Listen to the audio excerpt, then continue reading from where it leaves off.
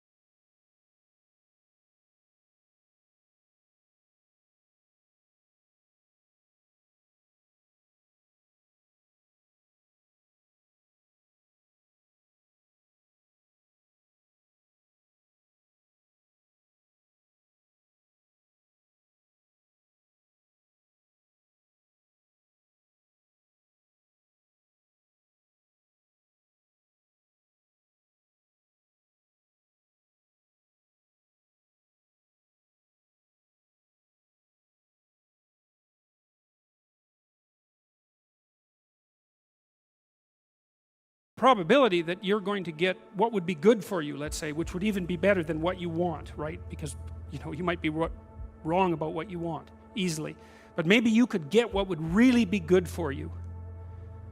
Well, why don't you? Well, because you don't try. You don't think, okay, here's what I would like if I could have it. And I don't mean in a way that you manipulate the world to force it to deliver you goods for status or something like that. That isn't what I mean. I mean something like, imagine that you were taking care of yourself like you were someone you actually cared for. And then you thought, okay, I'm caring for this person. I would like things to go as well for them as possible. What would their life have to be like in order for that to be the case? Well, people don't do that. They don't sit down and think, all right, you know, let's figure it out. You've got a life. It's hard, obviously. It's like 3 years from now, you can have what you need. You got to be careful about it. You can't have everything. You can have what would be good for you, but you have to figure out what it is, and then you have to aim at it. Well, my experience with people has been is, if they figure out what it is that would be good for them, and then they aim at it, then they get it. And it's strange because they don't it's a strange thing. It's not quite that simple because, you know, you may formulate an idea about what would be good for you, and then you take 10 steps towards that, and you find out that your formulation was a bit off, and so you have to reformulate your goal. You know, so you're kind of going like this as you move towards the goal. But a huge part of the reason that people fail is because they don't ever set up the criteria for success. And so, since success is a very narrow line and very unlikely, the probability that you're going to stumble on it randomly is 0. And so there's a proposition here, and the proposition is, if you actually want something, you can have it. Now the question then would be, well, what do you mean by actually want? And the answer is that you reorient your life in every possible way to make the probability that that will occur as certain as possible. And that's a sacrificial idea, right? It's like, you don't get everything.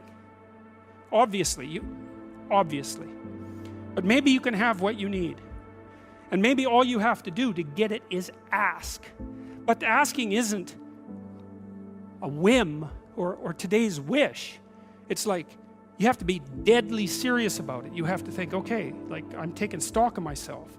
And if I was going to live properly in the world, and I was going to set myself up such that being would justify itself in my estimation, and I don't mean as a harsh judge, exactly what is it that I would aim at? And so the issue is not so much the blindness of others, even though there's as much blindness among others as there is for you. But the issue here, the advice here, the description here is, you should be concerned about what's interfering with your own vision first. And you should leave other people the hell alone in relationship to that. And so if your mode of being in the world is, if you would just act better, things would improve for me, or if you identify the evil and the catastrophe as something that's outside, that someone else needs to fix, or that someone else is responsible for, then you're not going to fix that. And you're going to remain blind to the things that you're doing and not doing that make things not go well. And so it's just better to think, all right, I'm probably blind in many, many ways. And maybe there are some ways that I could rectify that, because it's highly probable that you're blind in all sorts of ways.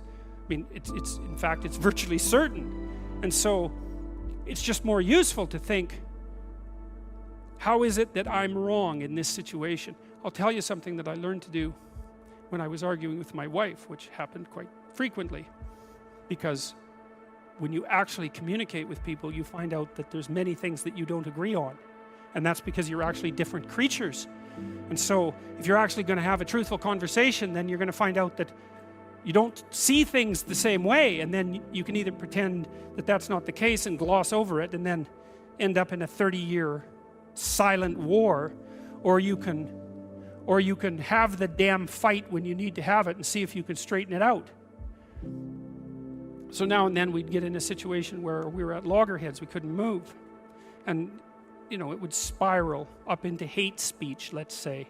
Because, yeah, everyone laughs because they know they manifest plenty of hate speech towards those they love. So one of the things we learned to do was, when we hit an impasse, was to separate and to go our own ways, and to go sit and think, okay, look, we're at this unpleasant situation. We can't figure out how to move forward. I'd always think, of course it's her fault. Obviously it's her fault. At least 95%. But maybe there was something I did that contributed like 5% to it.